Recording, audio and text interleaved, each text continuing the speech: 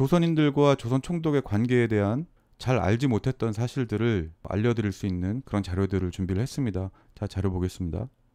자, 이 자료는 뭐냐면 제가 간략히 말씀드릴게요. 김락기 씨라는 분이 계셨고, 이분이 제천에 있는 아연광산에서 아연광석 60톤을 수송해서 지금 노량진 부근에 어디에 쌓아 놓으신 겁니다. 아마 이게 노량진 수도사업소 그 근처인 것 같은데, 1919년 11월에 총독부에서 정수지 개량 공사를 한다 그러면서 그 광석이 뭔지를 모르니까 그냥 파 묻어버리신 거예요, 땅 속에다가. 그래서 이분이 굉장히 황당해졌고, 그거 발굴해서 다시 돌려주시오라고 총독부에다 계속 요청을 했는데 총독부에서 무시를 했습니다. 그래서 그러면은 아연광석 60톤 값을 나한테 손해를 배상을 해라라는 그런 소송을 제기를 한 거예요. 그러니까 내 재산권을 지키기 위해서는 사이토 총독이든 누구든 난 알 바 없으니까 나는 소송을 제기한다. 이제 이렇게 된 겁니다. 자, 다음 사건 볼게요. 김제에 사시는 김준희 씨라는 분이 자기 조상 묘를 모신 그 선산이 있었는데, 토지 조사 사업 당시에 세부 측량해 보니까 이제 그게 본인의 소유가 아니라는 게 밝혀져서 우선은 국유림으로 편입이 되니까 이분이 그것을 이제 우선적으로 매입할 수 있는 그런 권한을 받았어요. 여기 이게 국유림이 되었지만 당신 연고가 있기 때문에 당신한테 우선적으로 불화를 해주겠다라고 해서 이 김준희 씨가 그 국유림에 해당 부분을 매입을 하신 겁니다. 그런데 시간이 지나고 나서 만경강 개수 공사를 한다면서 거기 이제 흙도 필요하고 돌도 필요하니까 토석을 채취하겠다고 이제 공사하는 측에서 협의를 해온 거예요. 우리가 이걸 좀 사용을 하겠다라고 하니까 김준희 씨가 당연히 여기는 내 조상의 묘가 있는 땅이기 때문에 건드리면 안 된다고 이제 거절을 했고, 그렇게 되자 아무래도 이제 이게 관급 공사였기 때문에 총독부에서 이게 수용령이 내려온 겁니다.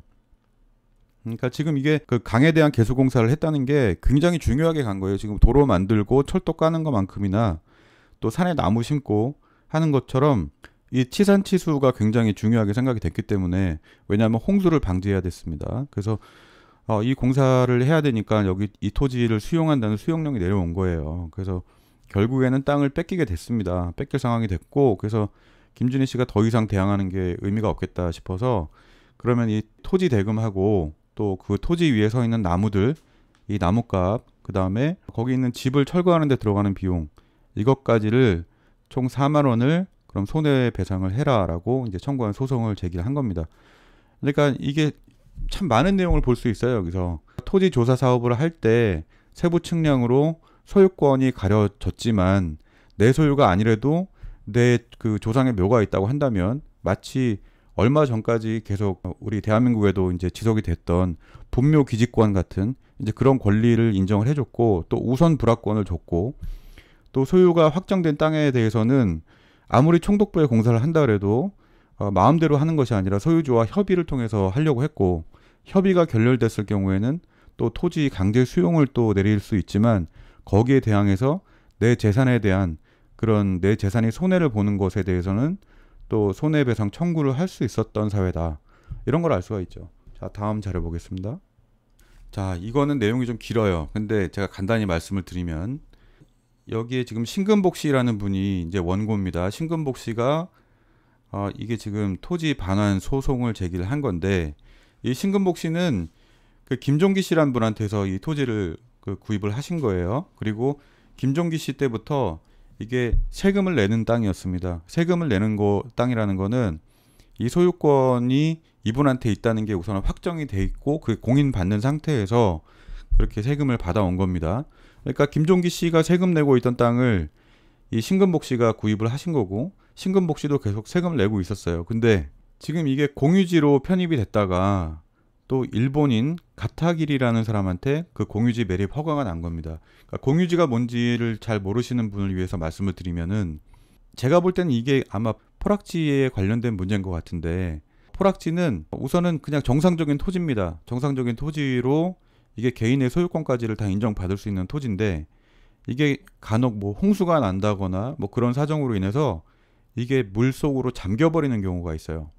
그러면은 포락지는 지금 현재도 마찬가지입니다. 대한민국에서도 이 포락지는 한 6개월 정도의 기간을 두고 거기를 복구 공사를 해서 다시 토지를 물 밖으로 이렇게 복원을 해 놓으면 소유권에 아무 지장이 없습니다. 그런데 복구공사를 할 수 없을 만큼 물에 많이 잠겼다거나 또는 소유자가 그게 자기 땅이 물에 잠긴 사실 자체를 모르고 일정 시간이 지나게 되면 그 소유권 자체가 말살이 돼버리고 그 다음에 거기는 공유지가 돼버리는 거예요.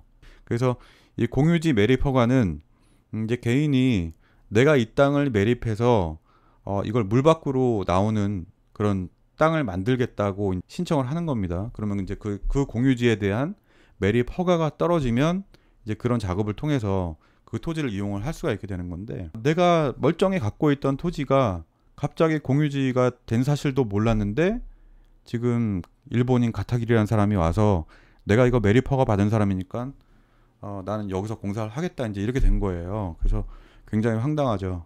그래서 신금복 씨가 언제 왜 어떻게 공유지로 편입이 됐고 또 내 소유에 있는 땅이 멀쩡히 있다가 왜 이 일본 사람한테 매립 허가가 났는지 이제 그런 과정들을 좀 조사를 해달라, 좀 확인해 달라 이런 그 소송을 낸 겁니다. 그래서 이게 재판소에서 이 신금복 씨의 소장을 받고 나서 이거 좀 이상하다, 이게 왜 어떤 절차로 이렇게 됐는지를 좀 살펴봐야 되겠다, 여기에 어떤 부정이나가 있지 않았는지 그런 것들을 조사를 했다는 겁니다. 그래서 우리가 흔히 오해하듯이 그 조선인의 토지를 무작정 뺏어서 뭐 일본인한테 주고 뭐 이렇게 할 수 있는 분위기가 아니었다는 거. 조선인들도 조선시대까지는 자기의 개인의 어떤 권리가 없었기 때문에 재산권이든 인권이든 뭐가 없었잖아요. 근데 지금 이렇게 법치 사회가 되면서 자기의 재산권을 지키기 위해서 이런 온갖 수단 방법을 가리지 않았다는 거. 이것이 근대화의 굉장히 중요한 측면입니다. 이것이 근대화의 중요한 내용이에요. 단지 어떤 뭐 새로운 기계를 들여오고 철도를 깔아서 기차가 다니고 이런 것만이 근대화가 아니라 개인이 본인이 누릴 수 있는 그 인권이나 재산권이나 또 이런 것들을 법을 통해서 자기가 자기의 권리를 지킬 수 있는 그런 사회가 되었다는 것, 그것이 근대화의 진정한 의미입니다. 그런 의미에서 지금 이게 광서 16년 1890년 당시에 쓰였던 토지 매매 문서입니다. 2장씩을 작성을 해서 서로 나눠 가졌을 건데, 이쪽 왼쪽에는 매매 당사자들의 서명과 또 수결이 있습니다. 토지나 가옥의 소유권을 증명할 수 있는 방법이 이 문서를 갖고 있는 거 이거 하나밖에 없었어요. 그래서 혹시 도박판에서 이거를 날리게 되면 소유권이 바로 넘어가게 되는 이제 그런 상황들이 있었고, 그리고 내가 이 문서를 잘 갖고 있다 하더라도 또 문서를 위조해서 또 행사하는 사람이 있을 수 있고, 그런 사건들이 구한말에 참 많이 있었습니다. 그러니까 나랑 상관이 없는 땅이고 나랑 상관이 없는 집인데 내가 문서를 마음대로 만들어서 이것을 외국인들한테 팔아 넘기는 거예요. 그러면은 나는 내 집에 잘 살고 있다가 어느 날 갑자기 이 집 문서라면서 그걸 들고 온 사람한테 내 집을 뺏기게 되는 경우도 있었고, 그러니까 재산권을 보호받기가 굉장히 힘든 상황이었다는 거죠. 어떤 공시제도나 등기 같은 것들이 없었기 때문에 지금까지 우리가 그 사용하고 있는 그 등기부 등본 같은 그런 부동산 등기 제도는 이 한일 병합 시기에 처음으로 들어왔고, 그것을 정착시키기 위해서 굉장히 많은 노력들이 있었습니다. 조선청독부에 의해서. 제가 지금 말씀드리는 것들은 전부 다 우리가 이것이 근대화였구나라는 것을 잘 못 느끼고 있는 것들, 법이나 제도에 의해서 개인의 권리가 보호받을 수 있었던 그런 것들이 바로 근대화였다라는 것을 거듭 말씀을 드리는 겁니다. 자, 이 사건은 어떤 사건이냐면 그 함경남도 안병군 학성면의 김희식 씨 외 13인이 이제 국유림이 있는데 그 국유림에 우리가 거기 숲을 잘 조성을 해서 사업소득을 내겠다 신청을 한 겁니다. 그걸 국유림 대부 출원을 했다고 하는데, 김희식 씨 외 13인이 사업을 시작을 했어요. 그래서 이제 숲이 어느 정도 만들어지고 있는 상황이었는데 이제 관청에서 갑자기 황당한 소식을 듣게 된 겁니다. 여기 허가 안 나는 거니까 당신들은 여기서 좀 나가달라는 얘기를 그렇게 들은 거예요. 이미 본인들은 이 대부 허가를 받아서 자본을 투자해서 사업을 진행하고 있는데 그런 얘기가 들리니까 이 함남 도지사를 찾아갔습니다. 도지사를 찾아가서 이제 상황을 설명해 보니까 도지사는 그거는 안변 군수가 담당하는 업무니까 그쪽에 가서 얘기하라고 한 거예요. 그래서 안변 군수 윤상학 씨를 찾아와서 얘기하니까 이분 얘기는 그 의미하는 학성면에서 대부를 하였다 뭐 이렇게 얘기를 하시는 겁니다. 근데 지금 이게 이 김희식 씨가 있는 지역이 바로 학성면 미연리인데, 학성면에서 김희식 씨 외 13인이 이미 사업을 하고 있는 걸 알고 학성면에 어떤 다른 또 유력한 분이 아마 이거를 뺏은 것 같아요. 근데 이거를 뭐 학생면허서 대부를 했으니까 다시 너희들한테 돌려줄 수 없다. 이제 이렇게 된 겁니다. 그러니까 센 놈이 이기는 거예요, 항상. 그래서 너무 억울하지만 힘이 없으니까. 그래서 우리가 숲을 조성하는데 이미 돈이 들어갔으니까 그 들어간 돈에 대해서 돌려달라고 한 겁니다. 그렇게 그러니까 돈을 들여서 만들어 놓은 것을 새로 이제 학성면에 어떤 다른 조합이든지 개인이든지 사업을 물려받게 되면 이제 거기에 들어간 비용만큼이 부당이익으로 취급되는 거죠. 그래서 그 부당이익을 반환해달라는 소송을 제기를 한 겁니다. 자, 이거는 수리조합에 관련된 거예요. 그러니까 개인이 땅을 갖고 있었는데 수리조합의 사업 용지에 포함이 된 겁니다. 그래서 이 개인이 자기가 조합비를 납부하고 뭐 같이 사업을 하기가 싫어가지고 수리조합에다가 내가 땅 팔 테니까 너희가 이 땅을 매입을 해서 수리조합 사업을 진행을 해라. 이제 이렇게 된 겁니다. 그래서 이 땅을 수리조합에서 매입을 했어요. 근데 소유권 등기까지 다 넘겨줬는데 수리조합에서 잔금을 치르지는 않은 겁니다.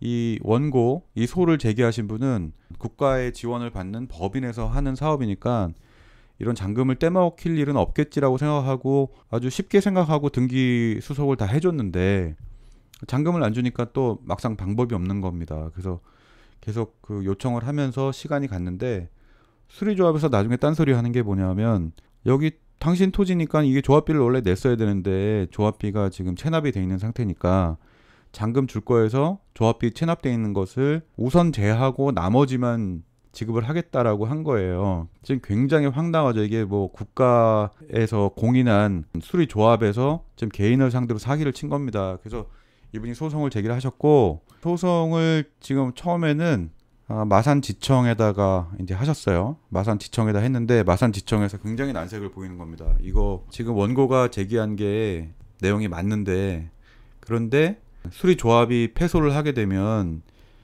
이게 결국에는 정부를 상대로 해서 패소를 시키는 거기 때문에 이게 좀 힘든 문제다. 그래서 기피를 하게 됩니다. 그러니까 감히 정부를 상대로 이걸 소송을 하기가 좀 어려웠던 거예요. 재판관들도. 그래서 이분들이 기피를 하니까 이게 바로 대구 복심법원으로 올라가게 되고 대구 복심법원에서도 아마 비슷한 분위기였는지 또 거기서 고등법원으로 올라가 버린 겁니다. 그래서 거기서 이제 이렇게 진행이 됐는데 더 재밌는 거는 이 사건에서 더 재밌는 부분은 뭐냐면 이 소송을 제기한 그 원고가 조선인이 아닌 일본인이었습니다. 일본인 기쿠이 사스케라는 분인데 결국에는 이게 참 많은 오해를 풀어주는 것 같아요. 그러니까 조선인을 상대로 수리조합이 횡포를 부리면서 땅을 빼앗아가고 뭐 했다는 것들이 결국에는 그게 조선인에만 한정되지 않았었다는 거.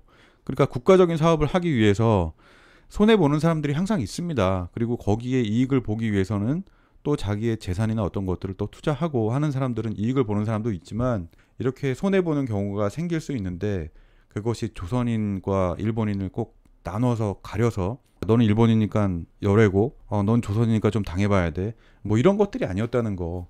그런 오해를 좀 풀어줄 수 있는 그런 사건 케이스였던 것 같아요. 이것도 지금 조선 총독을 상대로 토지 소유권 확인 소송을 제기를 했습니다.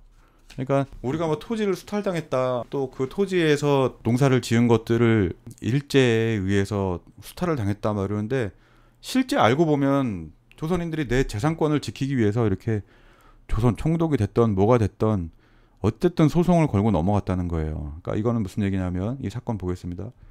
이 정병조 씨라는 분이 목포 토지 합자 회사를 이제 운영을 하시는 분이고 문제가 된 토지는 이 합자 회사의 소유로 되어 있는 토지예요. 이제 기사 쭉 읽어보면은 정병조 씨가 땅을 어떻게 소유하게 되었는지에 대한 그 과정들을 쭉 설명을 해놨습니다. 그런데 결국에는 이것도 비슷한 얘기예요. 또 해면에 접근하여 있는 토지였습니다. 차남진 씨라는 조선인이 매립공사 허가를 또 받았다고. 그래서 국유지 불화 명목으로 양요를 받았다는 거예요. 정병조 씨가 아니 이거는 내가 이렇게 이런 과정을 거쳐서 내가 소유하게 된 내 땅이다라는 것을 한번 증명을 했고 그 차남진 씨의 소유권 등기가 다시 그게 말소가 됐어요. 이유 없음 이제 이렇게 해가지고 말소가 됐을 겁니다. 그랬는데 또 시간이 지나서 보니까 다시 차남진한테 또 소유권이 넘어간 거예요. 그래서 지금 이 정병조 씨가 이 땅이 지금 거의 10만 평이 되는 땅이니까 작은 일이 아니죠. 이게 96,600평입니다. 그래서 정병조 씨가 다시 내 소유권을 확인받기 위해서 소송을 제기했다.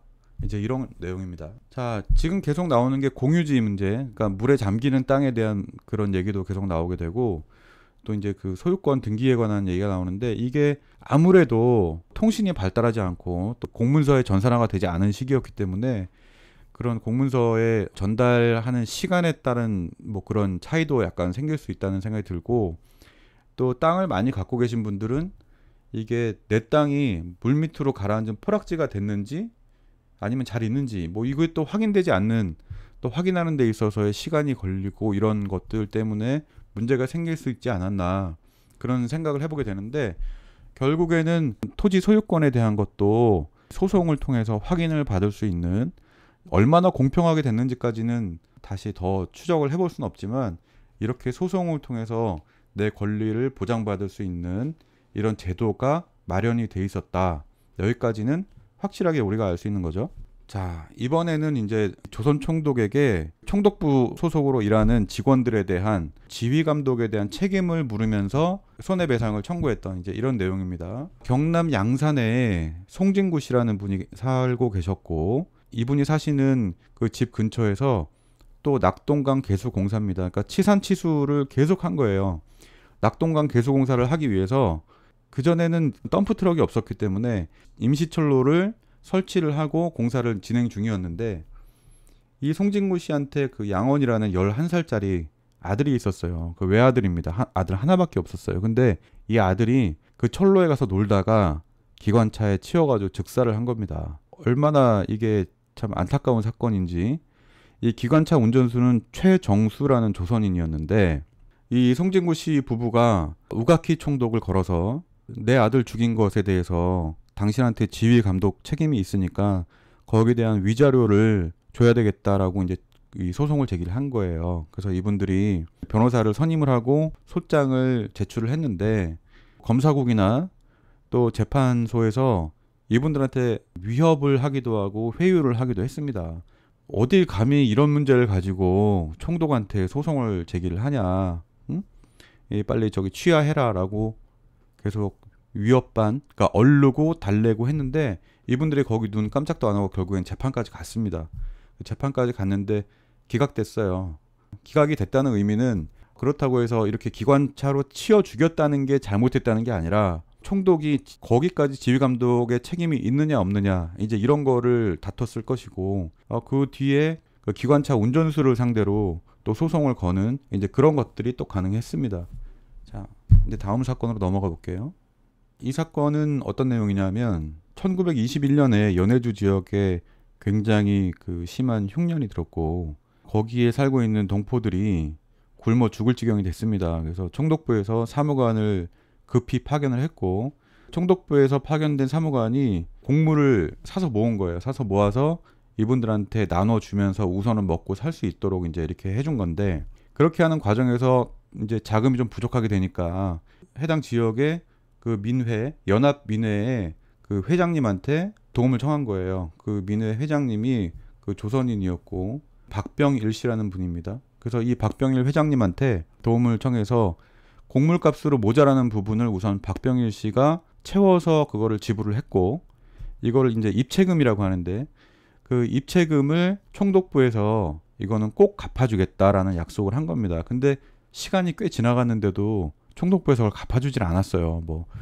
총독이 뭐 어디에 가서 바쁘다, 뭐 출장 중이다 막 이러면서 계속 미뤄온 겁니다. 그래서 몇 년을 두고 기다리다가 이 박병일 씨가 이 우가키 총독을 상대로 총독부에서 보증을 서서 내가 우선 지급했던 그 입체금을 나한테 상환해라, 이제 이런 소송을 낸 겁니다.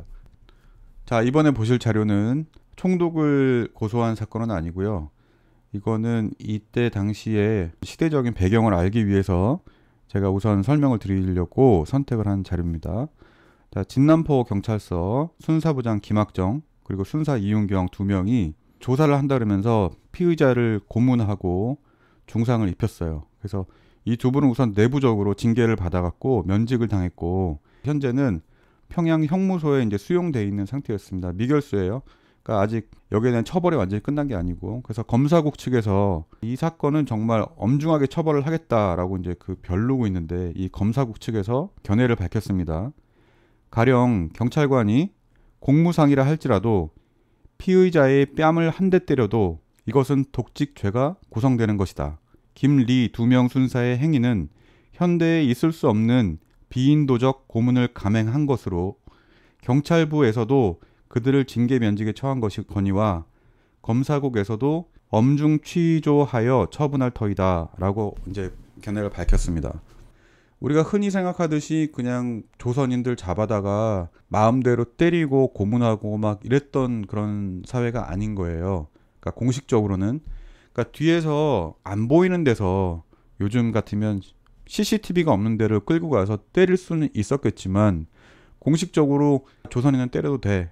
사상범이면 때려도 돼. 뭐 이런 분위기가 아니고 경찰관이 공무를 집행하는 데 있어서 고문이나 폭행을 하는 것은 굉장히 비인도적이라는 이런 인식, 그리고 그것이 그 독직죄, 공무원 권력 남용이죠.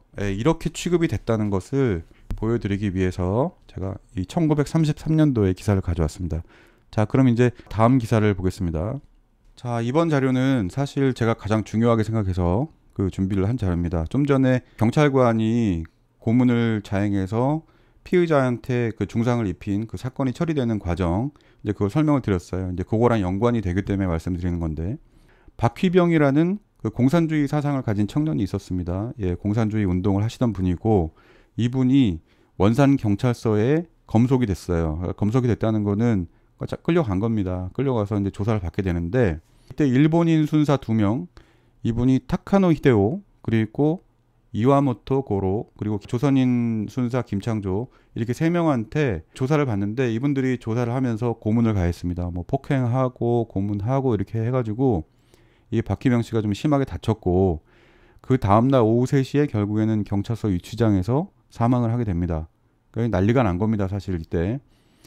뭐 조선인 1명 죽었다고 해서 아무런 그냥 누구도 신경 안 쓰고 뭐 이랬던 게 아니라 경찰이 사람을 죽였네 하면서 지금 난리가 났어요. 그래서 그 가해자들 3명의 순사는 징계를 받아서 면직이 되고, 그리고 결국에는 유족들이 이 경찰들을 고발을 했습니다. 그래서 이 고발 결과 형사처벌을 받은 게 징역 2년씩을 받았어요. 그 중에서 타카노 히데오라는 분, 요 분만 실형을 살게 됐고, 나머지 이와모토 고로, 김창조 이분들은 그냥 집행유예로 이제 풀려났습니다. 그래서 유족들이 이 형사처벌을 받은 요것을 근거로 해서 이제 민사소송을 제기하게 되는데, 민사소송을 제기한 아버지 박승진, 그리고 엄마 홍보인, 그리고 아내 김병환 요 3사람이서 5,000원의 그 위자료를 요구를 한 겁니다. 이분들의 논리는 뭐였냐면, 국가의 공무원이 공무를 집행하면서 사람을 죽여서 우리한테는 그 박휘병이라는 내 아들 그리고 내 남편, 이 사람이 집안에 돈을 벌어오는 유일한 사람이었는데, 이 박휘병이가 죽어서 우리는 이제 거지가 됐다. 정말 길거리에 나앉을 상황이 돼버렸다. 이제 이런 것들을 주장을 했습니다. 자, 이런 주장이 어디 나오냐면, 요거를 서울중앙지방법원에 이 판결서가 남아있는 것을 찾아가지고 그 사본을 제가 받아볼 수 있었습니다. 이게 근데 받는데 한 달 넘게 걸린 것 같아요. 그리고 받아보니까 이런 식으로 개인정보를 모두 삭제한 채로 제 손에 들어오게 됐습니다. 그래서 지금 여기 보시면 그냥 피고, 여기에 피고에 나라 국자, 국 이렇게 써 있고, 여기는 이제 조선 총독 뭐 누구 이렇게 써 있는 부분인데 여기 다 지워졌어요. 사람 이름이 들어간 부분은 다 지워진 채로 받았고, 그래도 내용을 보는 데는 지장이 없었기 때문에 제가 이 내용을 좀 상세히 파악을 할 수가 있었고, 이 내용들은 역시 네이버에 있는 100년 역사 블로그에다가 제가 번역해 놓은 거하고 사본 요 문서 자체를 다 올려놨습니다. 그러니까 관심 있는 분들은 와서 보시면 됩니다. 자, 그래서 그 내용을 더 말씀을 드리면은, 유족들이 결국에는 국가의 공권력이 우리한테 경제적인 손실을 입힌 것이다. 그렇기 때문에 이거를 보상해야 된다라는 그런 논리를 주장을 했고, 여기에 대해서 그 조선총독부를 대리하는 대리인은 어떤 주장을 했냐면, 우선 경제적인 손실을 보상한다는 거는 재산상의 피해를 입혔을 경우에 그 손실을 보상을 한다는 그런 의미라는 것으로 주장을 했고, 그러니까 아까 처음에 그 아연 광산에서 갖고 왔던 그 광석 60톤 그 사건처럼 재산상의 손실을 입힌 경우에 한한다라고 주장을 했고, 두 번째로 조선 총독이 지휘 감독을 잘못해서 그 감독 권한이 있는 조선 총독이 경찰관들이 고문을 하는데도 그것을 잘 관리하지 못했기 때문에, 제대로 지휘하지 못했기 때문에 이렇게 박희병이 죽는 사건이 일어났다는 것은 총독부에서 반박을 한 것이 조선 총독이 아주 쉽게 얘기하면 그들한테 피의자를 고문하거나 폭행할 수 있는 권한을 준 적이 없다는 거죠. 예, 그거는 방금 전에 사건 진남포 경찰서의 그 경찰관들 사건을 보면서 한번 저희가 확인을 해봤습니다. 실제적으로는 경찰 내부에서든 또 검찰에서든 피의자를 때려도 안 되고 뺨 한 대라도 때리면 안 된다는 그런 공식적인 지침이 있었던 것이고, 그렇게까지 지휘 감독을 했는데도 불구하고 경찰관들이 이렇게 행동을 한 것은 이것은 직권을 남용한 것이고 또 공권력을 집행을 하면서 개인적인 일탈이 되어버린 것이다 라는 논리로 반박을 했습니다. 그래서 결국에는 재판소에서는 총독부의 논리를 수용을 했어요.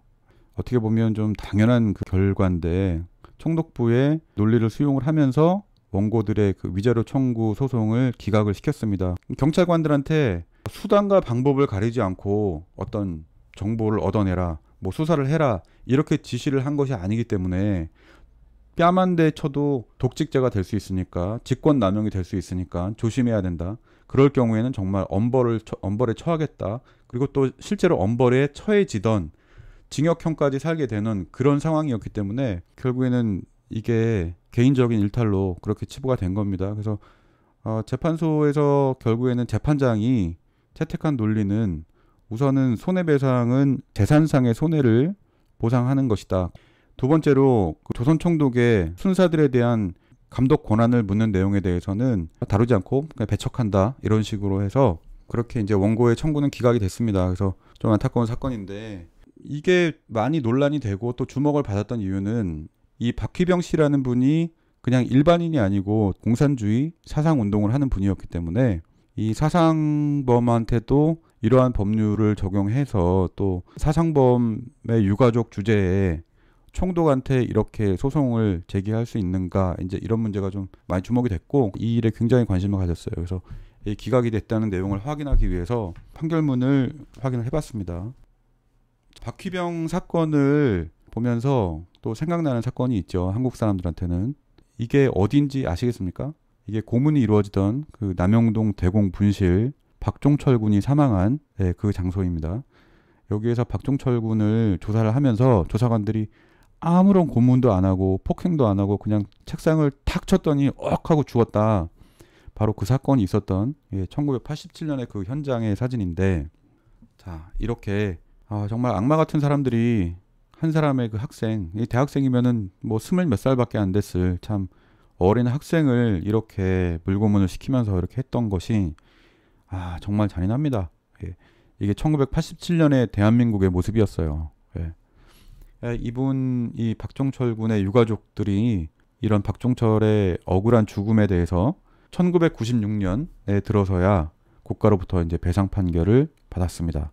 그래서 이게 대한민국에서도 이게 인정되는 데는 참 오랜 시간이 걸렸다는 거. 그러니까 박휘병 사건과 이거를 같이 섞어 생각해 보면 1933년도에도 배상을 받지 못했던 사건은 결국 이 땅에서 1996년에 이르러서야 국가배상 판결이 인정되는 그런 세상이 됐다는 거.